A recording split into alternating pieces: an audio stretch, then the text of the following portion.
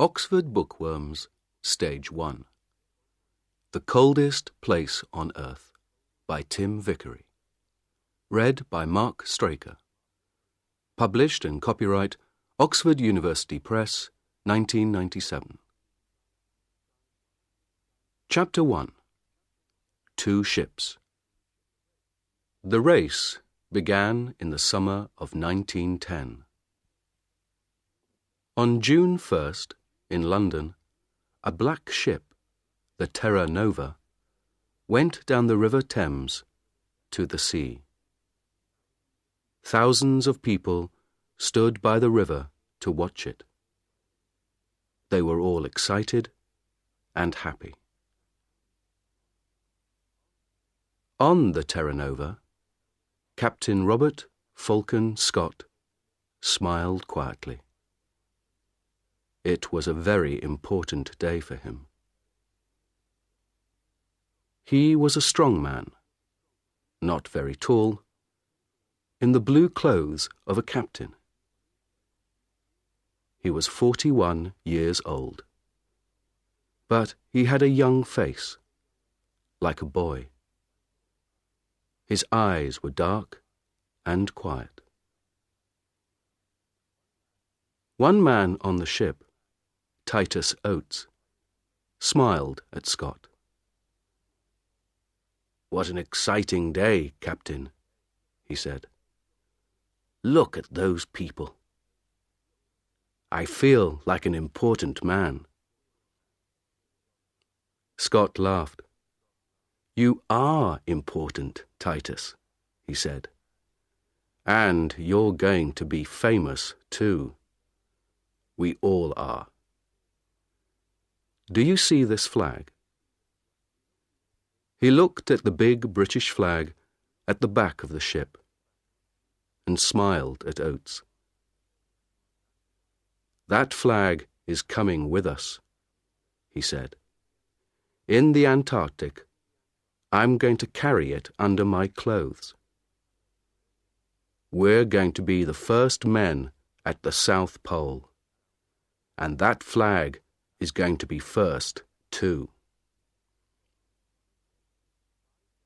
5 days later, on June 6th, a man opened the door of his wooden house in Norway. He was a tall man with a long face. He waited outside the house for a minute. Everything was very quiet. He could see no houses, only mountains, trees, and water. It was nearly dark. The sky was black over the mountains. The man smiled and walked quickly away from the house, down to the sea. In the water, a big wooden ship waited for him. The man got onto the ship and talked and laughed quietly with his friends. The ship's name was Fram, and the man was Roald Amundsen. The Fram was the most beautiful ship on earth, Amundsen thought. His friends were the best skiers on earth, too. One of them, Olaf Bjaaland, smiled at him. "North Pole, here we come, Captain," he said. "Yes," Amundsen said. His friends could not see his face in the dark. "Fram is going to the Arctic." Everyone on the Fram was ready to go to the North Pole, to the Arctic. Amundsen wanted to go there too. But first, he wanted to go south. His friends didn't know that. At midnight, on June 6th, the Fram moved quietly away from Amundsen's house, out to sea.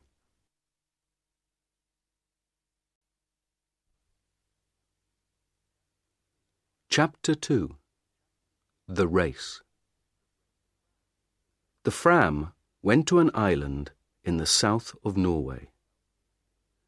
It was a very little island, with only one small wooden house, 2 trees, and nearly 100 dogs. "Look at that," Bjaaland said. "It's an island of dogs. There are dogs in the water, near the trees, on the house, dogs everywhere." 2 men came out of the house. "Hassel! Lindström!" Amundsen said. "It's good to see you. How many dogs do you have for me?" 99, Roald," said Hassel. "The best 99 dogs from Greenland. And they're very happy. They don't work, they just eat and play all day. They're having a wonderful summer here." "Good, good," Amundsen laughed. "But that's finished now." "Hey, Bjaaland, stop laughing. Come down here and help me. Let's get all these dogs onto the ship." It was not easy. The dogs were fat and strong, and they didn't want to go on the ship. But at last, after 3 hours' hard work, all 99 were on the ship, and the Fram went out to sea again. The men were not happy. The weather was bad, the dogs were dirty, and some of the men were ill. They began to ask questions. "Why are we bringing dogs with us?" asked one man, Johansson. "We're going thousands of kilometers south, past Cape Horn, and then north to Alaska. Why not wait and get dogs in Alaska?" "Don't ask me," said his friend Helmer Hansson. "I don't understand it." The men talked for a long time. Then, on September 9th, Amundsen called everyone to the back of the ship. He stood quietly and looked at them. Behind him was a big map. It was not a map of the Arctic. It was a map of Antarctica. Bjaaland looked at Helmer Hansson and laughed. Then Amundsen began to speak. "Boys," he said, "I know you are unhappy. You often ask me difficult questions, and I don't answer. Well, I'm going to answer all those questions now, today. We began to work for this journey 2 years ago. Then, we wanted to be the first men at the North Pole. But last year, Perry, an American, found the North Pole. So, America was first to the North Pole, not Norway. We're going there, but we're too late." "I don't understand this," Bjaaland thought. "Why is Amundsen talking about the North Pole, with a map of Antarctica behind him?" Amundsen stopped for a minute, and looked at all the men slowly. No one said anything.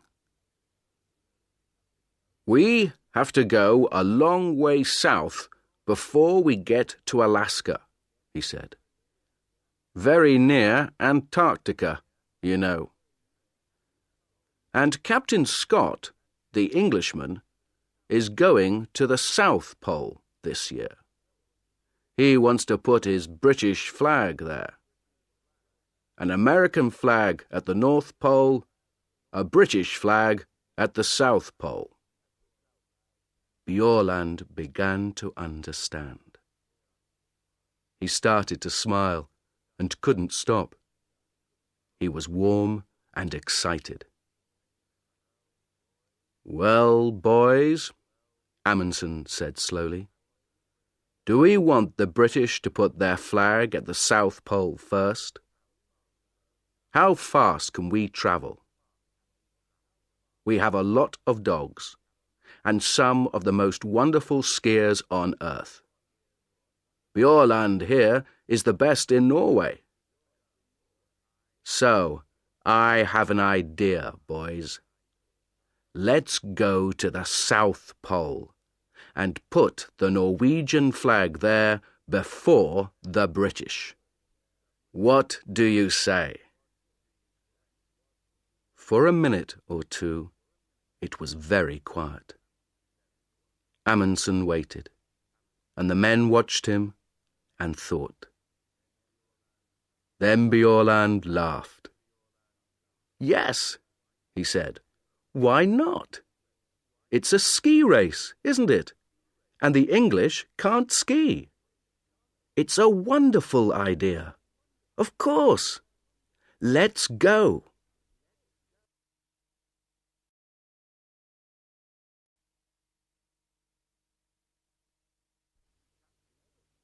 Chapter 3. The Ponies. On October 27th, the Terra Nova arrived in Wellington, New Zealand. When Scott came off the ship, a newspaper man walked up to him. Captain Scott, can I talk to you, please?" he said. Scott stopped and smiled. "Yes, of course," he said. "What do you want to know?" "Are you going to win?" the man asked. "Win?" Scott asked. "Win what?" "Win the race to the South Pole, of course," the newspaper man said. "It's a race between you and Amundsen now. Look at this." He gave a newspaper to Scott. Scott looked at it. It said, "Fram races Scott to South Pole. We're going to win, says Amundsen." Scott's face went white. "Give me that," he said. He took the newspaper and read it carefully. The newspaper man watched him and waited. "Well, Captain Scott," he said at last, "who's going to win this race? Tell me that." Scott looked at him angrily. "This is stupid," he said. "It's not a race. I came here to learn about the Antarctic. I'm not interested in Amundsen or in races." Then he walked back onto his ship, with the newspaper in his hand. Later that day, he talked to his men. He gave them the newspaper and laughed. "It doesn't matter," he said. "We're in front of Amundsen. And we have more men and more money. He has only 8 men and a lot of dogs. I know about dogs. They don't work in the Antarctic. We have 16 men and the new motor sledges. They are much better. And tomorrow the ponies are coming. We need ponies, motor sledges, and good, strong British men. That's all. Forget about Amundsen. He's not important." Scott asked Oates to look after the ponies, but he did not let Oates buy them. When Oates first saw the ponies in New Zealand, he was very unhappy. Most of the ponies were old, and some of them were ill. "They're beautiful ponies, Titus," Scott said. "They come from China. They're wonderful ponies." Oates looked at them angrily and said nothing. Then he asked, "Where is their food, Captain?" "Here." Scott opened a door. Oates looked inside. He thought for a minute. "We need more food than this, Captain Scott. These ponies are going to work in the coldest place on earth. They need a lot of food. More than this." Scott smiled quietly. "We can't take more food on this ship, Titus. Where can we put it?" "But it doesn't matter, old boy.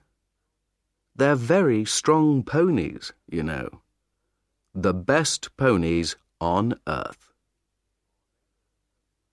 Later that night, Oates wrote a letter to his mother. "There are 19 ponies on the Terra Nova now," he wrote. "All the ponies are in a small room at the front of the ship. We eat our food in the room under the ponies, so our table is often wet and dirty. Scott makes a lot of mistakes, I think. And Antarctica is a very dangerous place."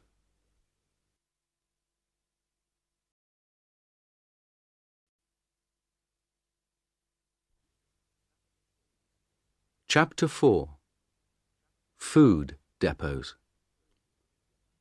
The two ships, Terra Nova and Fram, arrived in Antarctica in January 1911, at the end of summer.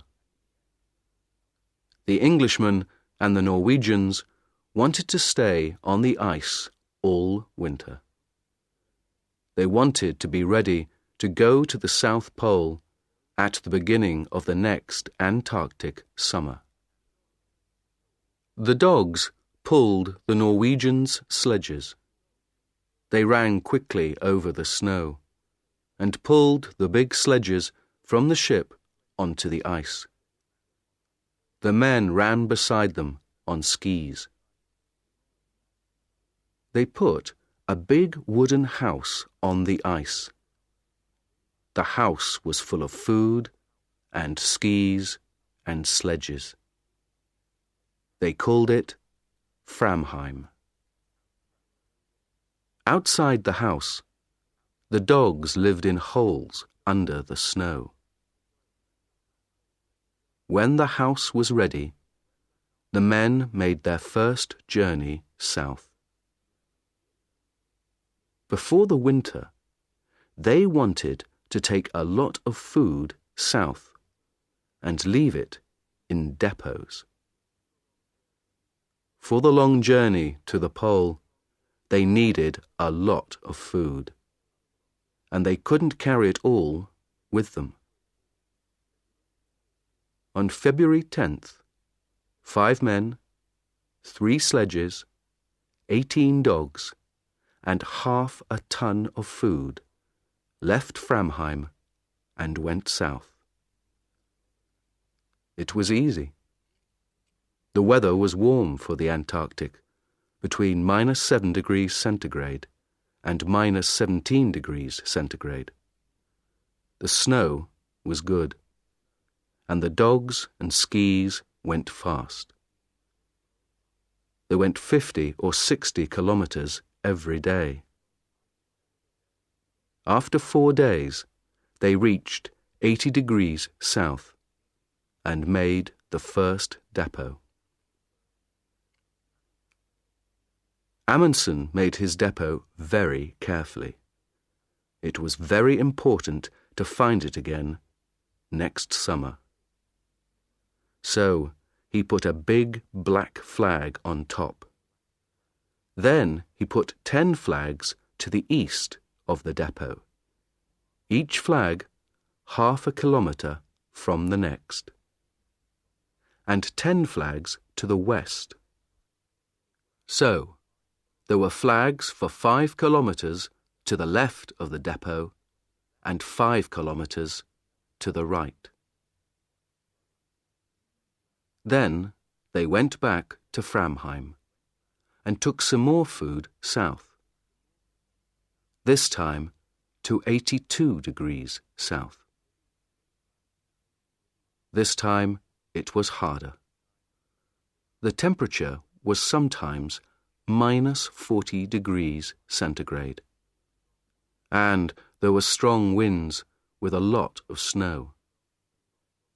The dogs and men were very tired, and the tents and boots were bad. At the second depot, they put out 60 flags to help them find it again. They came back to Framheim on March 23rd. It was nearly winter in the Antarctic. Their ship, Fram, was far away now, near South America. They were alone on the ice. Oates went with Scott to make the first British depot. They left Cape Evans on January 25th. There were 13 men, 8 ponies, and 26 dogs. The dogs were faster than the ponies. They ran quickly over the top of the snow, but the ponies' feet went through it. Every morning, the ponies started first, and the dogs started 2 hours later, because they ran faster. At night, the dogs made warm holes under the snow, but the ponies stood on top of the snow. It was minus 20 degrees centigrade. After 15 days, Oates talked to Scott. There was a strong wind, and the 2 men's faces were white with snow. 3 of the ponies are ill, Captain, Oates said. They can't go on. Don't be stupid, Oates, Scott answered. They're good, strong animals. The best ponies on earth. Not these 3, Oates said. They're ill and unhappy, and now they can't walk. Let's kill them and leave the meat here in the snow. We can eat it, or the dogs can. Of course not, Scott said angrily. These ponies are our friends. They work hard for us. I don't kill my friends. 3 days later, 2 of the ponies were dead. Scott's men were slower than Amundsen's. It took them 24 days to get to 80 degrees south. They made a big depot there and put 1 large black flag on top of it. Then they went back to Cape Evans. Their camp was on an island in the ice, and the sea ice moved sometimes.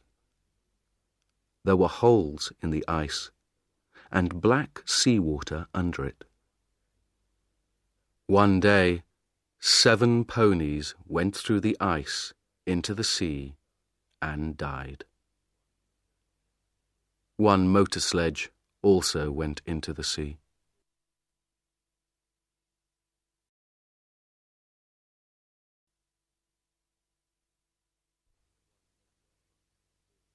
Chapter 5. A long, cold winter. It was dark for 4 months. Outside the wooden house at Framheim, it was often -60 degrees centigrade. The dogs lived in warm holes under the snow. The men stayed in the house and worked in their rooms under the snow. The skis and sledges came from the best shops in Norway, but Bjaaland wasn't happy with them.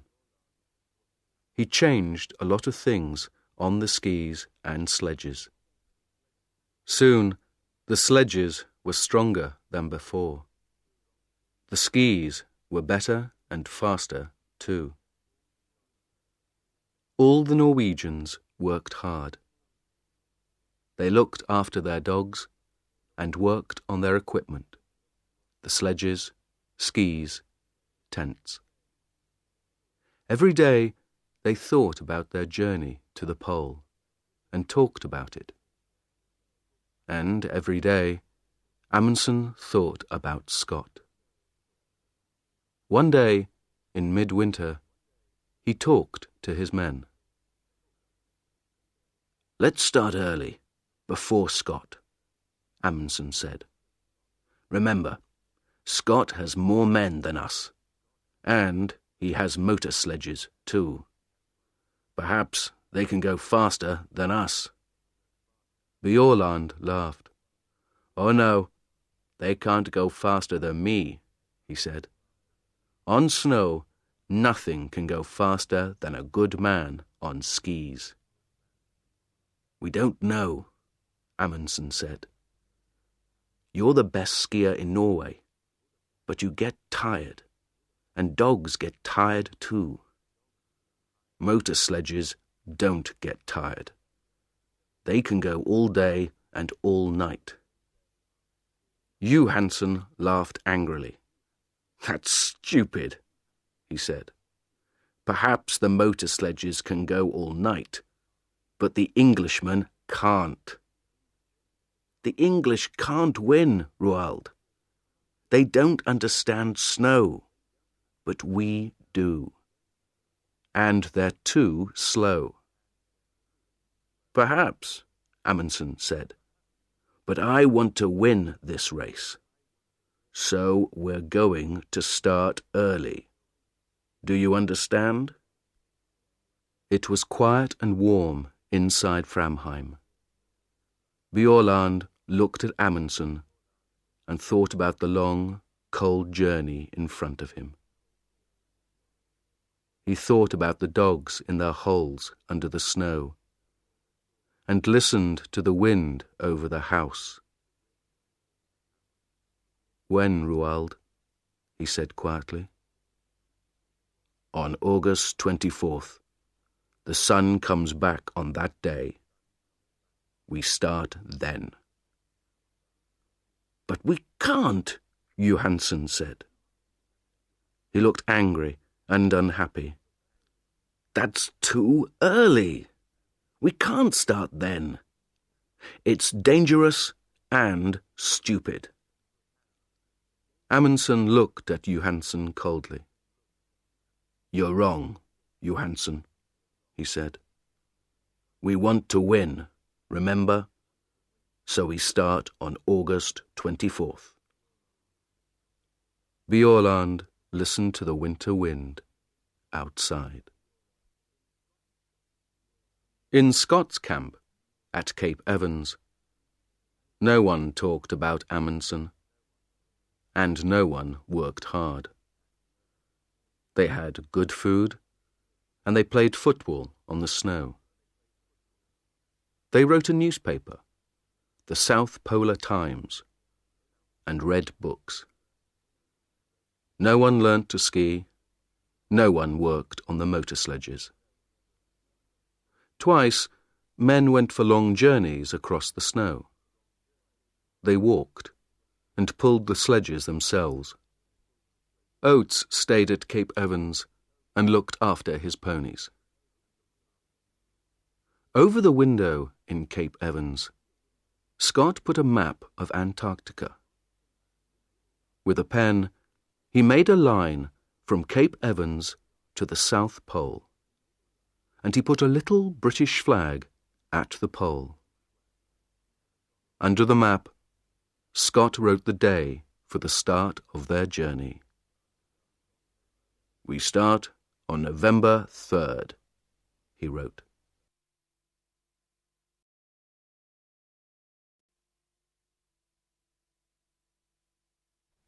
Chapter 6. A Bad Start.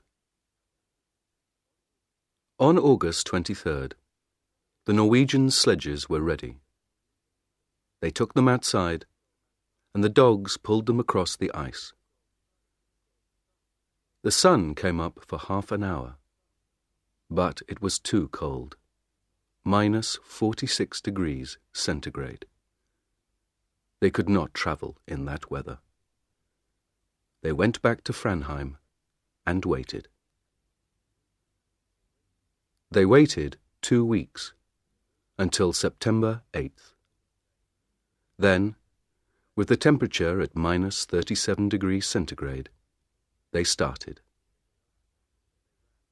They ran happily across the snow to the south. 8 men, 7 sledges, and 86 dogs. Only Lindström, the cook, stayed behind in Framheim. At first, everything went well. They went 28 kilometers on Saturday and 28 kilometers on Sunday.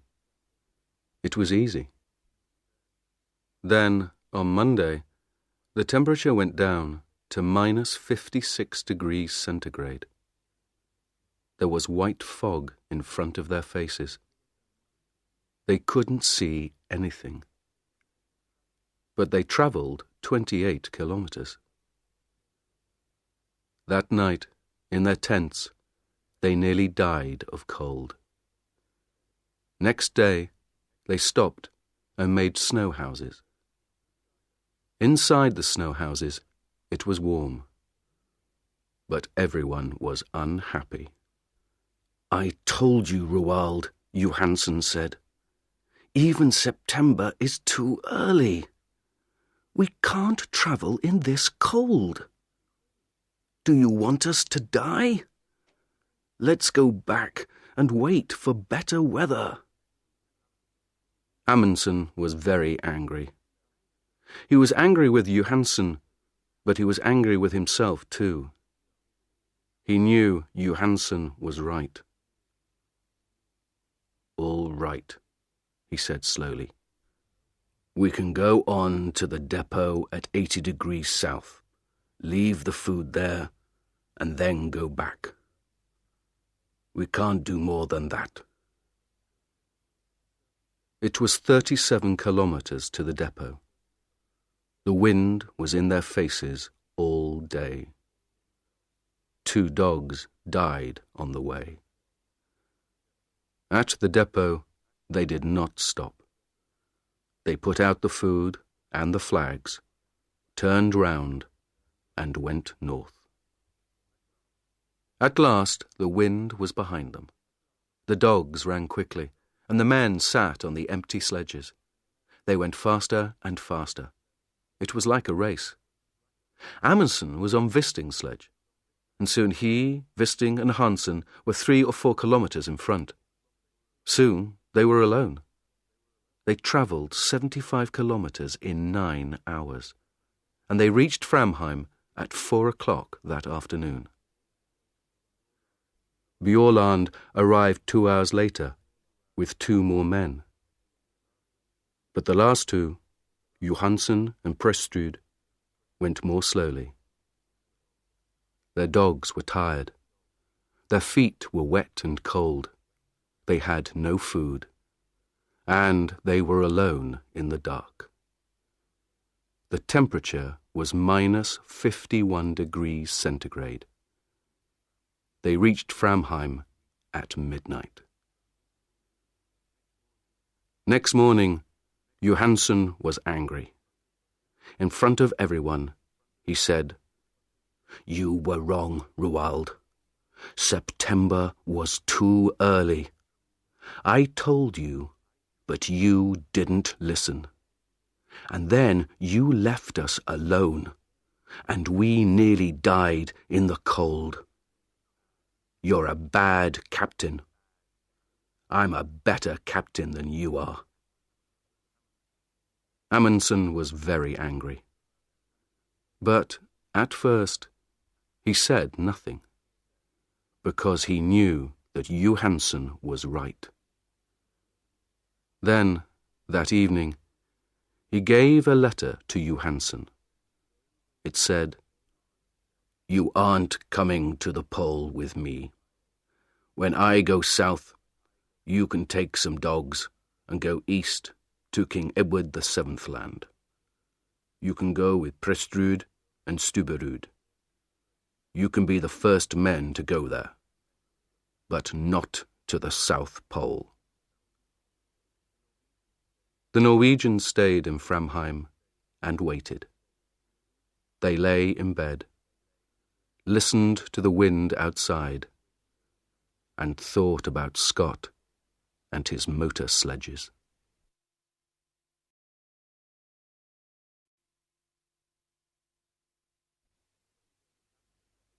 Chapter 7.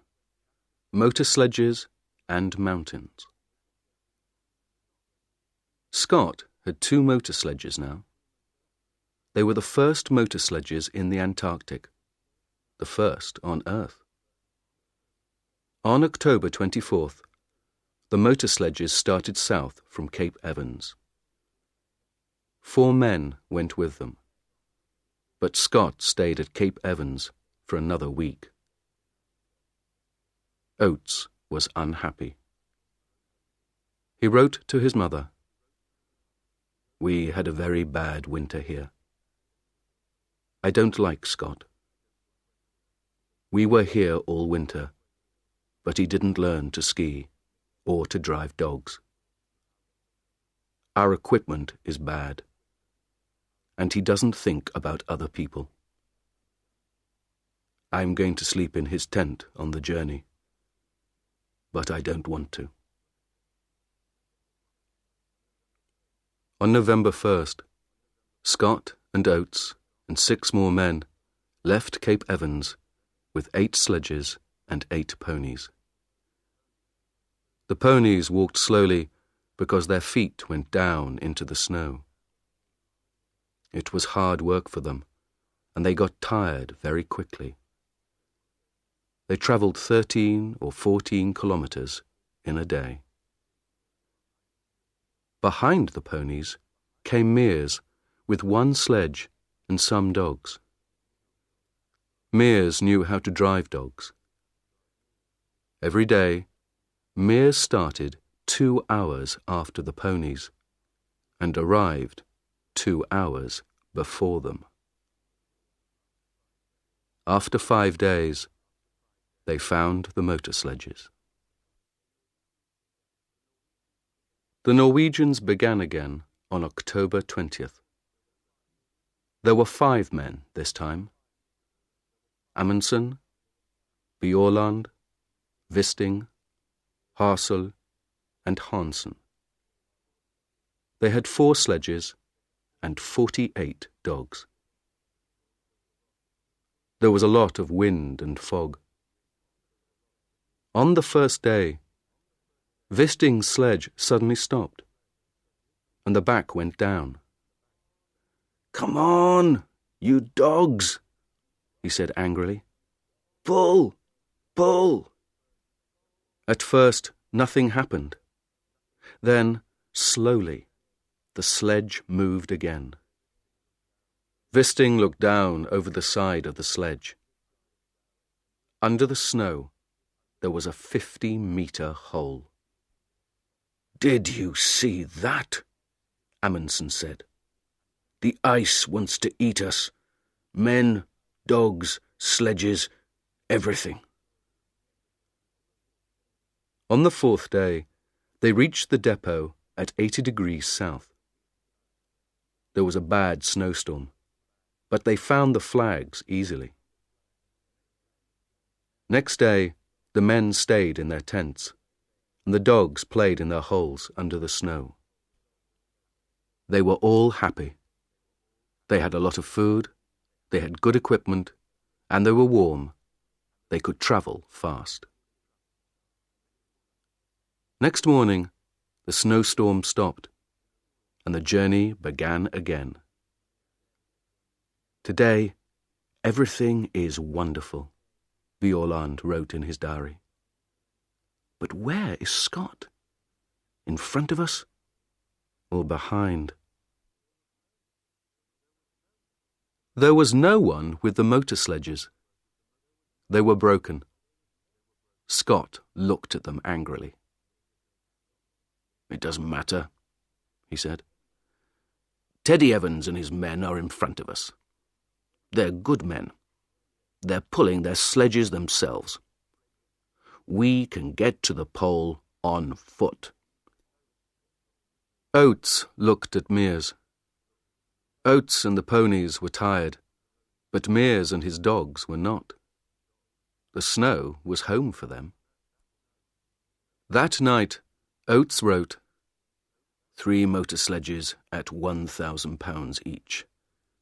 19 ponies at £5 each. 32 dogs at £1.50 each.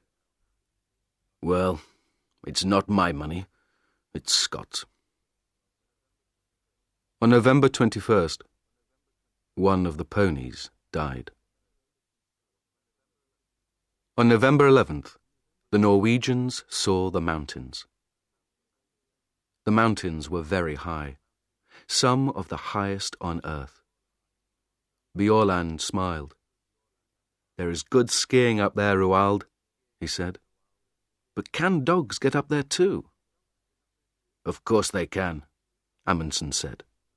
"Come on." They left Hansen with the dogs and skied a little way up the mountains.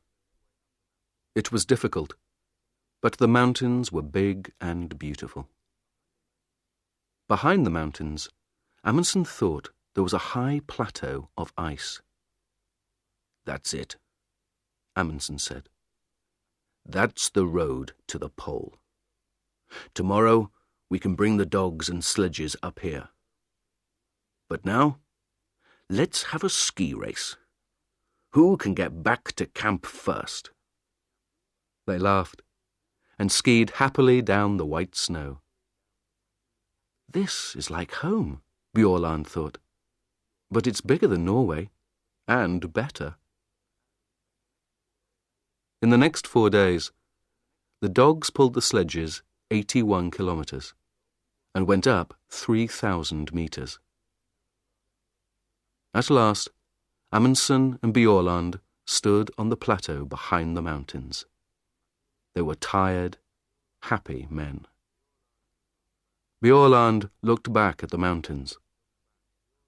"Can a motor sledge get up here?" he asked. Amundsen smiled. "No," he said. "I don't think so. And Scott doesn't like dogs. So his men are going to pull their sledges up these mountains themselves. Would you like to do that, Olaf?" Bjaaland didn't answer. He smiled and skied happily away across the snow.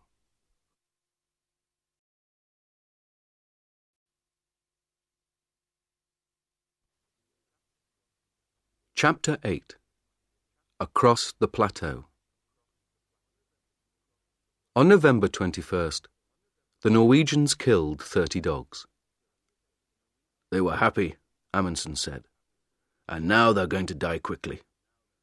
We need 3 sledges and 18 dogs to go to the pole." When the dogs were dead, the other dogs ate them. The men ate them too. They were good friends, Bjaaland wrote in his diary. And now they are good food. 2 days later, the dogs were fat. Then, in a snowstorm, they began their journey again. After the snowstorm, there was fog, and in the fog, they got lost on an ice river with hundreds of big holes in it. They could see nothing, and it was very dangerous. In 4 days, they moved 9 kilometers. But the ice is beautiful, Bjaaland wrote. Blue and green and white. This is a wonderful place, but I don't want to stay a long time. After the ice, there were strong winds and bad snowstorms. They could see nothing in front of them. But every day they travelled 25 or 30 kilometres. Then, on December 9th, the sun came out. They were at 88 degrees, 23 minutes south, 175 kilometres from the pole. 5 more long days, Bjaaland wrote. That's all now. But where is Scott? For 4 days, Scott's men stayed in their tents near the mountains. There is a bad snowstorm outside, Oates wrote.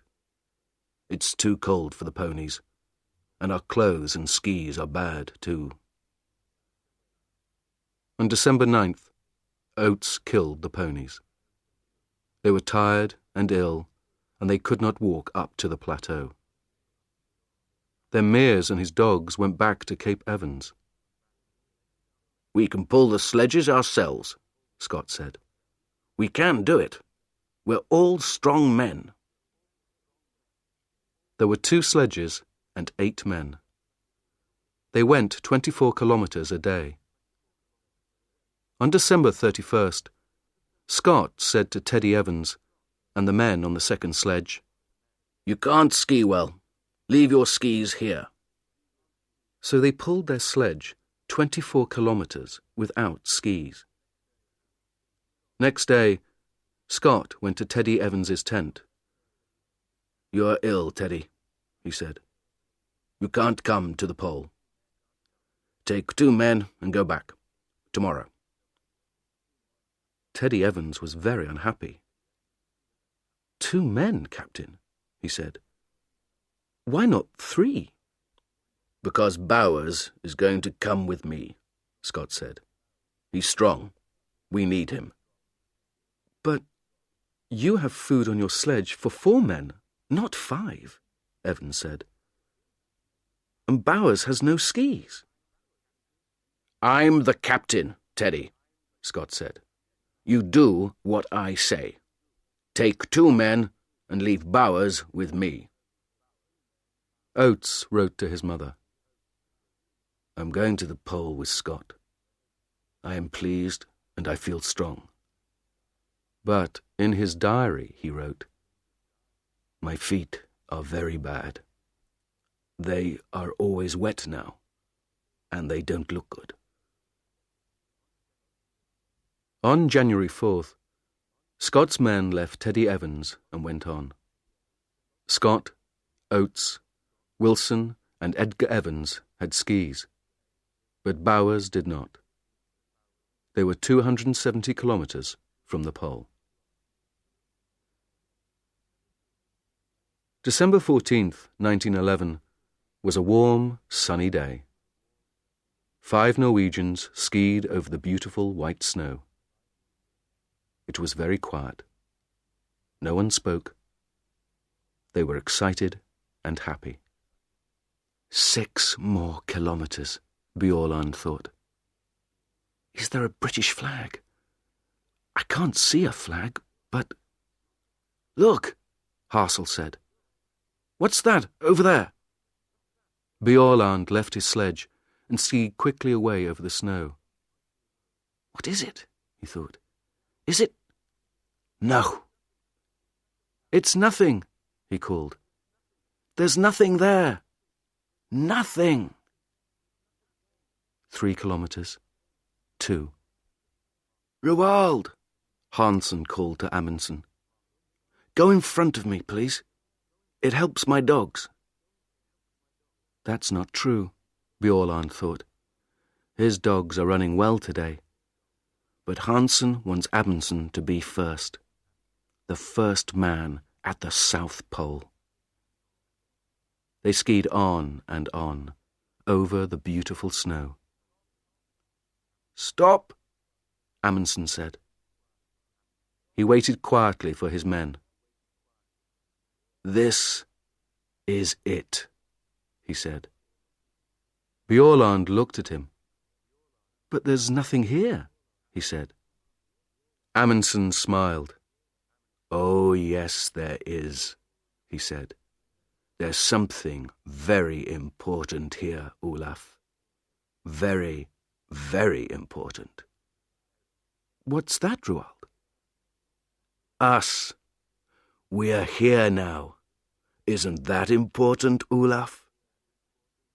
The 4 men stood on the snow and looked at him. Then, slowly, they all began to laugh.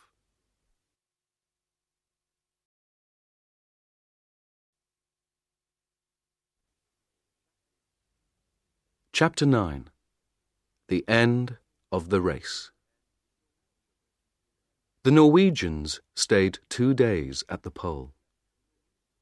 They left a tent there, with a Norwegian flag on it.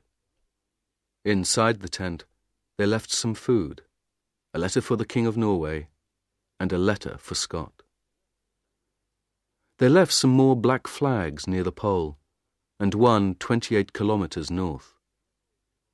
Then they skied away, back to the north. "It's a beautiful day," Bjaaland wrote. "The sun is warm, the snow is good. But the dogs run too quickly. I can't get in front of them." They found their depots easily. There were 10 between the pole and Framheim. Each depot had a lot of food. They laughed and skied quickly down the mountains. Often they skied 50 kilometers a day. On Friday, January 26, 1912, they came back to Framheim. It was 4 o'clock in the morning. Inside the wooden house, Lindström, the cook, was asleep. Amundsen walked quietly to his bed. "Good morning, Lindström," he said. "Is our coffee ready?" The black flags waited at the pole. "What's that, Captain?" Bowers said. "Over there." "Where?" Scott asked. "What? Oh, my God." They all saw the small black flag in the snow, 2 kilometers in front of them. Slowly, they pulled their sledge to it. Next day, January 17th, 1912, they found the tent and the Norwegian flag. Near it, Scott took the British flag from under his clothes and put it up. In his diary, Scott wrote, "This is a very bad day. We are all tired and have cold feet and hands. It is minus 30 degrees centigrade, and there is a snowstorm. Great God, this is an awful place." They turned north. 5 tired, unhappy men in the coldest, emptiest place on earth. On March 13th, 1912, Scott's wife, Kathleen, looked at her morning newspaper. "Norway's flag at South Pole," it said. She looked at it for a long time, and then began to cry. "What's the matter?" her friend asked. "My poor, poor husband," Mrs. Scott said. "What's happened to him? Where is he now?" Scott's men were always hungry. There were not many depots, and they were difficult to find. "We need to find the next depot today," Oates wrote. "But how can we find one black flag in all this snow? It's very difficult. And there is food for 4 men, not 5. They were all tired and ill, too. Oates's feet were black now, and he could not feel them. On February 16th, Edgar Evans died. On the 17th, they were past the mountains. At the depot there, they ate one of the dead ponies. Then they went on. 10, 11, 12 kilometers a day. They were ill because their clothes were not warm, and they didn't have much food. The temperature was sometimes minus 40 degrees centigrade. On March 7th, Scott looked at Oates's feet. They were big and black. "I can't pull the sledge now," Oates said. "It's very difficult to walk. Am I going to lose these feet, Captain?" Scott looked at Oates's feet and said nothing. On March 9th, they found another depot, but there was not much food. Slowly, they walked on. Oates's feet were worse every day. March 17th was Oates's birthday. He was 32. He lay in the tent and listened to the wind outside. He was very cold, very hungry, and very, very tired. He wrote a letter to his mother and gave it to Wilson. Then he got up and opened the door of the tent. He stopped in the door for a minute. Scott, Wilson, and Bowers looked at him. They didn't speak. "I'm going outside for a minute," Oates said. "I may be some time." They didn't see him again. At Cape Evans, the Englishmen waited. On December 11th, Mears and the dogs came back. On January 3rd, Teddy Evans and his 2 men arrived at Cape Evans. The Terra Nova came and went. Winter began. Scott did not come. The Englishmen waited all winter at Cape Evans. Then, on October 26th, 1912, they started for the south. 2 weeks later, they found a tent. There were 3 bodies in the tent: Scott, Wilson, and Bowers. They put the bodies under the snow. Then they took the men's letters and diaries and went north to Cape Evans again. In Scott's diary, they read, "Oates died like a good Englishman. We all did. Please, remember us and look after our families. We did our best." No one found Oates's body, but he is there, somewhere, under the snow and the wind, in the coldest, emptiest place on earth.